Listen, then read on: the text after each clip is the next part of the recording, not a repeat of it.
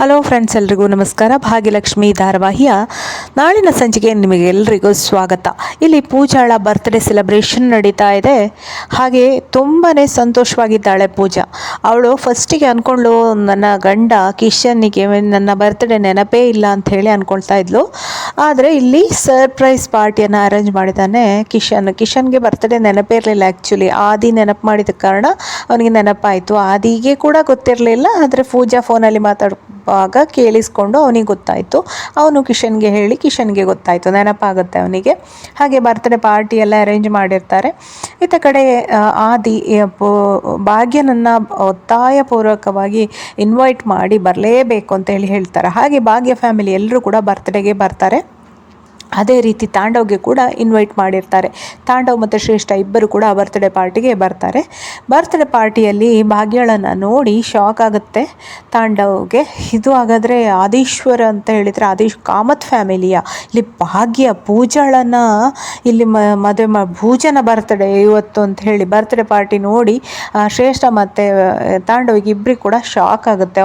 ಇದು ಇವರ ಮನೆ ಆದೀಶ್ವರ ಕಾಮತ್ ಅಂತ ಹೇಳಿದರೆ ಕನ್ನಿಕಾಳ ಅಣ್ಣ ಅಂತ ಹೇಳುವಂಥ ಸತ್ಯ ಕೂಡ ತಾಂಡವ್ಗೆ ಗೊತ್ತಾಗುತ್ತೆ. ಹಾಗೆ ಎಲ್ಲ ನಾಟಕ ಆಡಿ ದೊಡ್ಡ ಮನೆ ಸೊಸೆ ಆಗಿದ್ದಾಳೆ ಅಲ್ವಾ ನಿನ್ನ ತಂಗಿ, ಇಬ್ಬರು ಅಕ್ಕ ತಂಗಿ ಇಬ್ಬರು ನಾಟಕ ಮಾಡಿಕೊಂಡು ದೊಡ್ಡ ಮನೆಯನ್ನೇ ಆರಿಸ್ಕೊಂಡಿದ್ದೀರಿ, ದೊಡ್ಡ ಮನೆ ಸೊಸೆ ಆಗಿದ್ದೀರಿ ನಾಟಕ ಮಾಡಿಕೊಂಡು. ಈಗ ಆರಾಮಾಗಿದೆ ಅಲ್ವಾ ಜೀವನ, ಅದೆಲ್ಲ ದುಡ್ಡಿಗೋಸ್ಕರ ನೀವು ಈ ಥರ ಮಾಡಿದ್ದು ಅನ್ನೋ ಥರ ಅದು ಶ್ರೇಷ್ಠ ಮಾತಾಡ್ತಾಳೆ. ತಾಂಡವ್ ಕೂಡ ಅದಕ್ಕೆ ತಾಳ ಹಾಕ್ತಾನೆ. ಇಬ್ಬರು ನಾಟಕ ಆಡಿ ಎಲ್ಲರನ್ನೂ ಬುಟ್ಟಿಗೆ ಹಾಕ್ಕೊಳ್ತೀರಾ ಅಂತ ಹೇಳಿ ತಾಂಡವ್ ಹೇಳ್ತಾಳೆ. ತಾಂಡವ್ ಹೇಳಿದ ಮಾತನ್ನು ಕೇಳಿ ಸಿಟ್ಟು ತಡ್ಕೊಳ್ಳಿಕ್ಕಾಗದೆ ಭಾಗ್ಯ ಕೆನ್ನೆಗೆ ರಪಕ್ ಅಂತೇಳಿ ಬಾರಿಸಿಬಿಡ್ತಾನೆ. ಹೀಗೆ ಕೆನ್ನೆಗೆ ಹೊಡೆದ ಭಾಗ್ಯನ ರೌದ್ರಾವತಾರವನ್ನು ಕಾಳಿಯಾವತಾರವನ್ನು ನೋಡಿದ ಆದಿಗೆ ಶಾಕ್ ಆಗುತ್ತೆ. ಅಯ್ಯೋ ಬ್ರೋಗೆ ಯಾಕೆ ಭಾಗ್ಯ ಹೊಡೆದ್ಲು, ಭಾಗ್ಯಗೂ ತಾಂಡವ್ಗೂ ಏನು ಸಂಬಂಧ ಅನ್ನೋದು ಅಲ್ಲಿಗೆ ಆದಿ ಬರ್ತಾನೆ. ಯಾಕೆ ಬ್ರೋ ಇವಳೆ ಅಂತ ಹೇಳ್ತಾನೆ ತಾಂಡವು.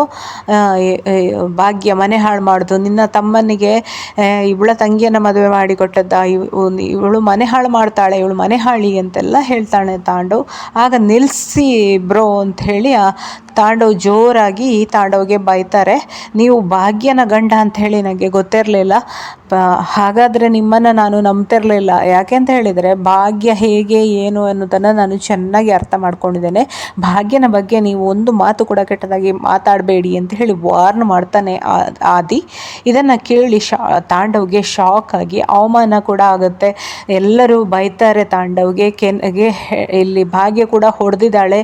ಅದ್ರ ಜೊತೆಗೆ ಇನ್ನು ಆದಿ ತನ್ನ ಪ್ರಾಜೆಕ್ಟನ್ನು ಮಾಡ್ತಾನ ಇಲ್ವಾ, ಕೆಲಸ ಕೂಡ ಇಲ್ಲದೆ ಗತಿ ಇಲ್ಲದೆ ತಾಂಡವನ ಪರಿಸ್ಥಿತಿ ಅಧೋಗತಿ ಆಗ್ತಾ ಇದೆ. ಏನು ಮಾಡ್ತಾನೆ ಮುಂದೆ ಅನ್ನೋದನ್ನು ಮುಂದಿನ ಸಂಚಿಕೆಯಲ್ಲಿ ನೋಡುವ. ಫ್ರೆಂಡ್ಸ್, ವಿಡಿಯೋ ಇಷ್ಟ ಆದರೆ ಖಂಡಿತ ಲೈಕ್ ಮಾಡಿ, ಶೇರ್ ಮಾಡಿ, ಹಾಗೆ ಚಾನಲನ್ನು ಸಬ್ಸ್ಕ್ರೈಬ್ ಆಗಿ. ಹೀಗೇ ಬೇರೆ ಬೇರೆ ಡೈಲಿ ಅಪ್ಡೇಟ್ಸ್ ಜೊತೆ ನಾನು ಮತ್ತೆ ಬರ್ತೇನೆ. ಅಲ್ಲಿವರೆಗೆ ನಮಸ್ಕಾರ, ಬಾಯ್ ಬಾಯ್, ಟೇಕ್ ಕೇರ್, ಥ್ಯಾಂಕ್ ಯು.